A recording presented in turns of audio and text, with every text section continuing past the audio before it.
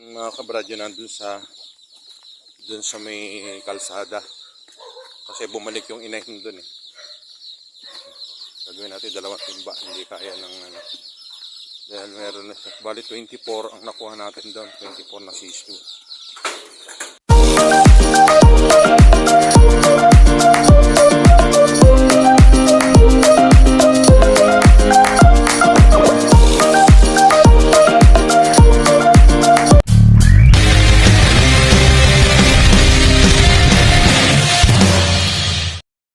Isang muling napakagandang hapon po sa atin lahat at ngayon po ay kadarating lang po natin dito sa ating mini farm. Ngayon po napisa na yung ating manok na dito. Tinanggal na ata ni Joel. Ito, yung mga ano. Ayan. Dito na lang. Ayan mga brad. Mga kabrad, bali ang naging anak niya is 8. Bali siyam well, no? Bali siyam yung naging napisa natin dyan. Tapos, kukunin na rin natin yung lahat ng mga medyo yung day old natin. Pero itong week old natin dyan na lang yan. Well, nakabili ka na starter para doon. Anong chick booster? Ayan, diyan kasi mga kabrad, chick booster na dyan lang sila. Tapos, yung nandito sa, yung mga day old, yun yung iuwi natin. Lalagyan natin doon sa brooder.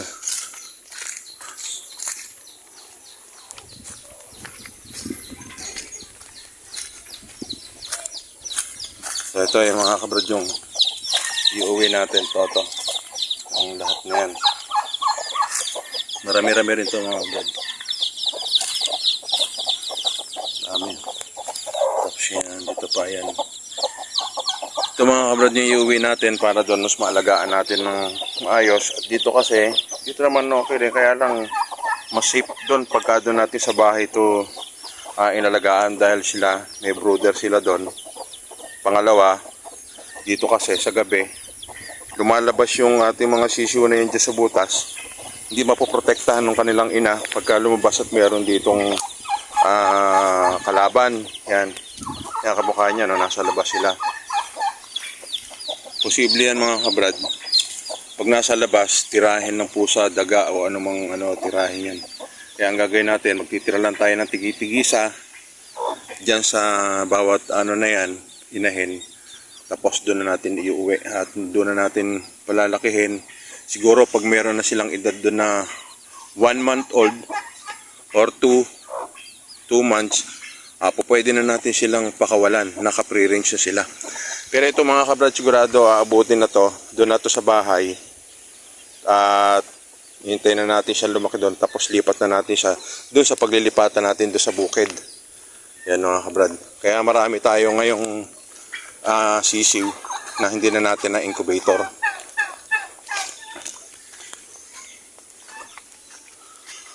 Tapos marami tayong mapipisa ngayon. Dahil lang pagkakabilang ko, meron tayong 13 na inahin na nangingitlog at may humahalumhim. Yan kamukha nito. Oh well, may pisa na rin dito Hindi, yan yung yun pinaupo mo. Hindi ko pinaupo. Inano ko lang dyan. Para mainitan. Hindi, tatakbo yan pag yung inahin. Okay, so ito, dito pala nilagay Joel, nilagay yung isang O yan. Pero mas mauwan ng tsak na mapisa yung nandun sa kulungan ng baboy. Pero ngayon talaga naka-schedule iuwi natin to. Well, may ilaw ka pa ba dyan, dilaw? Ano na? Dilaw? Ano tayo dilaw? Kaya natakakabo yung dilaw. Ano na? Di ko lang alam kung meron doon sa bahay. So, yan. Saka yun nandito. Ayan. Pag napisa rin yan, doon na rin natin dadalhin yan. Tapos, yung nandito naman mga kabrad, sa ating brooder na to, dito na lang sila. Yan kasi malalaki naman na to eh. Dito sabi ko kay Joel, i-chick booster na to. Basta Joel, ito ay chick booster mo lang. Ano? Tapos yung nandun naman sa nangingitlog doon, marami na rin siya. Mga ilang araw na lang siguro eh. Baka malimhim na lang din yun. Ito nang anak na pisa na yun, nandun doon sa gilid ng kalsada. Yung ating ano. So ngayon, ang susunod naman niya, sigurado, yung dalawa na nandito. Itong mga nagsikain na itong mga ating alaga, kaya payapa at tahimik na sila. Ito lang walang kabusugan. O dito, apat na mga kabrad. Apat na itlog na. Palalagyan natin kuya. O, naipit. So, okay natin yung biing dito.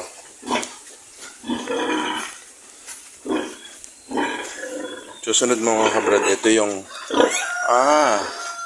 meron ditong gusto mangitlog, kaya lang dito lang siya nakaupo. Pero ito, mahalimhim na to. Tsaka yun nandito. So, yan yung mga mapipisa natin mga kabrad. Kaya kung mga 56 lang sigurado, mahina yun pagka napisa lahat. Baka abutin nga yan ng 100. Yan. Tapos kumustahin naman natin si Stephanie. Stephanie, kumusta ka na? Kumusta na yung babies mo? Ha? Kumusta na yan? Kasi meron siyang tatlong anak. Medyo masisigla na. Steph, okay ka lang? Ganda ng anak mo Steph. Alagaan mo yan. Alagaan mo. Ha? Bantayan mo yung mga babies. Siya. At na yung kanyang anak. Kasabay nitong nung pagkapanganak nung 13 natin na big doll. Kasabay nito yung kapanganak naman yung ating asong si Stephanie. Yan. So ayan. Kaya mga kabrad, tayo ngayon, marami tayong mga itlog at marami na rin tayong napisa na mga sisiw. Ngayon din kasi mga kabrad, yung papunta na tayo sa breeding season ng ating mga alaga. Dahil unang-una maganda panahon, walang ulan.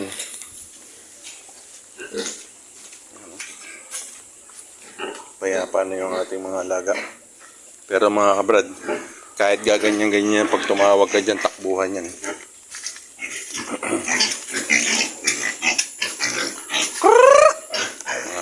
Di pa naman. Huwag na. Sige.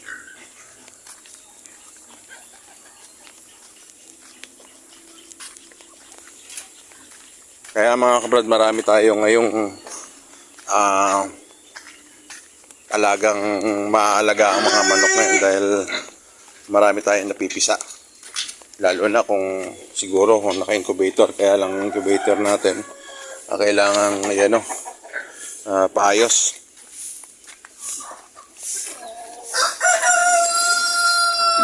Dito na sila hapon kaya dito sila humahapon. Well, nakabili ka ng GMP3? Ayun. Para dito lang yun, Well, ha? Dito lang. Tapos yung takalan natin, yung pa rin. Oo, yan.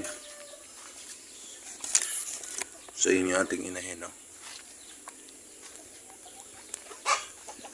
Maya-maya na lang natin hulihin. Pagka medyo dilim-dilim ng konti, tsaka na lang natin hulihin yung ating mga alagang manok. Mga alagang sisiw.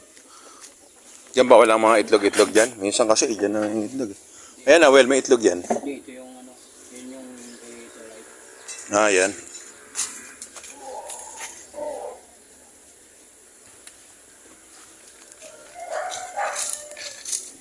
Ito naman, malapit na rin to. Ito. Hindi natin si-check doon kung may itlog doon. Wala pala ron. Ito lang yan. Saka yun doon, napisa na mga kabrad yun nandun. Hindi ito. Ayan, dyan, napisa na yun nandyan. Okay, ayan, padidilim-dilimin lang natin mga kabrad. Ayan, padidilimin lang natin ng konti para mahuli natin yung ating mga sisiw para ilipat natin doon sa bahay. Ayan mga kabrad, antay lang tayo ng konti. Mga kabrad, medyo madilim-dilim na. Pahuli ko na kay Joel. So yun yung mga inahin natin.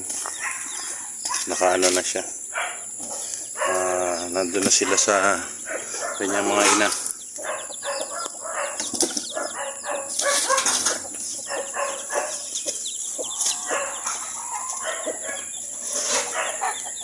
Flashlight, medyo madilim na.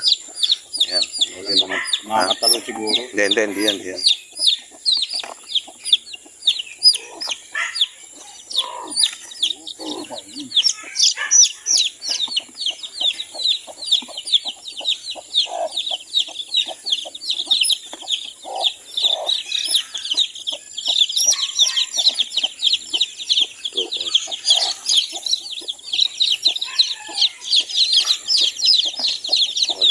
Yan, malalaki mga kabrad, di ba?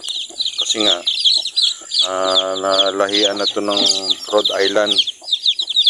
Tsaka yung Caber Rhode Island. Yan. Tira ka ng isa, well? Okay.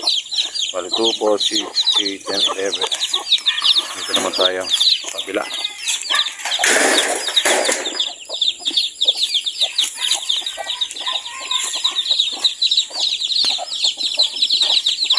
Dito naman mga kabrad, titiran lang natin ito ng tigitigisa para hindi maano yung inahin natin.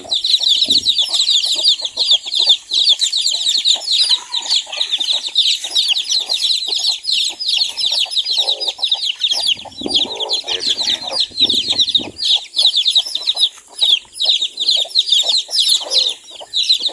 Huwag mo ito kain yan.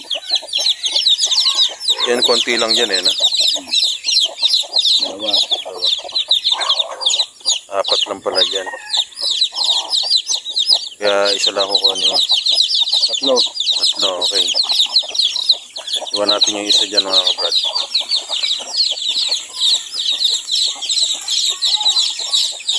Ito medyo marami-rami rito.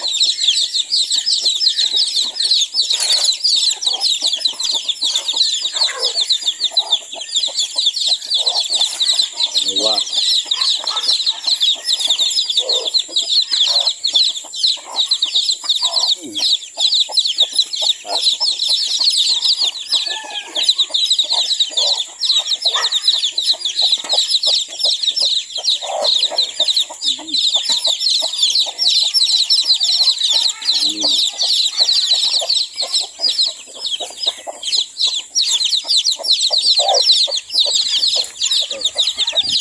Meron na rin sa Dalawa pa yan. ayun. Tatlo pa. Hindi, dito apat pa well, oh. Dito. Saka naman. Ito na yan. Ito. Ayan. Dito to eh.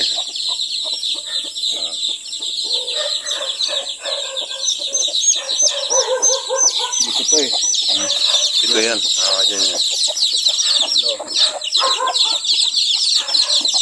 Bali 10 dyan, ano? Siyam. Hindi, meron pa yan. Oo. Meron pa isa, dalawa. Oo. Kaya nga, bali 10 nga. 10 makukuha natin dyan. Ngayon. So, dito mga kabrad, nakuha natin dito tig 10. Yan. Kaya, bali ano na. 10, ilan doon? 11, saka 3, 14, 24. Kailangan pala dalawang balde. Oo nga.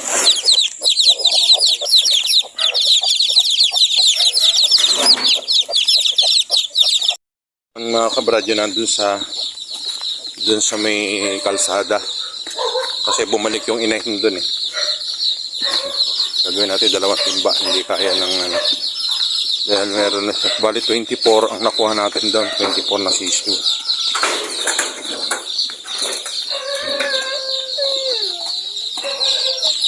Ayan, lagay mo natin doon.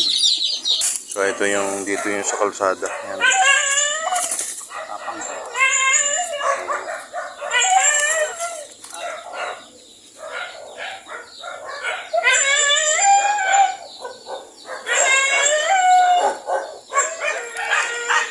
Basa yan, Will, ah. Basa.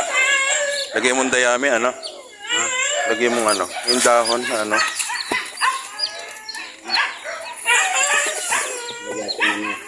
Lagay mo lang dayami. Ilan yan? Dalawa? Ano ba to? Ialis mo yun na yun. Ialis mo yun na yun. Ano yun eh? Alam ko, siyam eh. Ay, 8. Kasama isa doon. Dito na iniwan yun. Oo. Yung mahina. Yun ang ititira. Oo. 5. 3 na lang dyan, Will.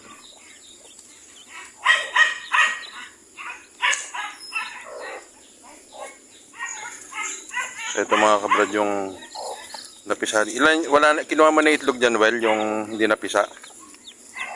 Ganyan. 5. 6. Sa iba.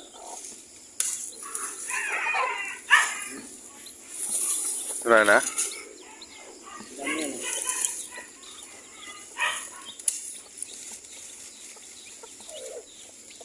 Anim lang ito eh. Bilang ko ngayon na ani. Para 10 ata.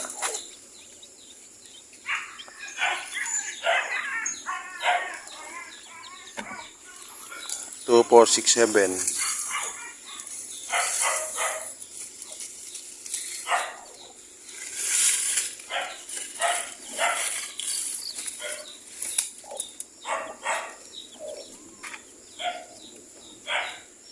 Yan pa. 8. So, paano? 9. Diba?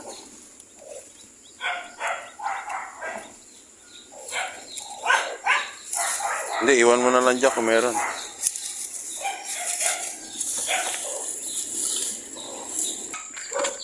So yun mga kabrad, 32 na sisiw.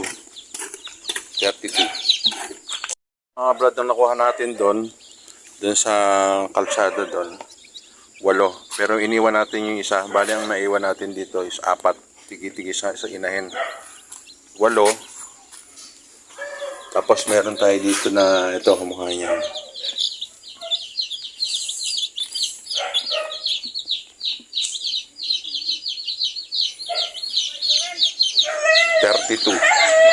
Meron tayong 32 chicks.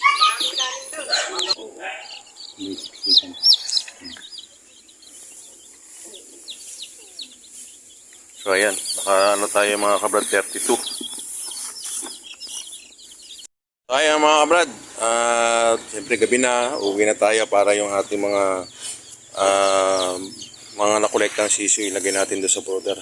Tara mga kabrad, muli maraming salamat. God bless po sa ating lahat.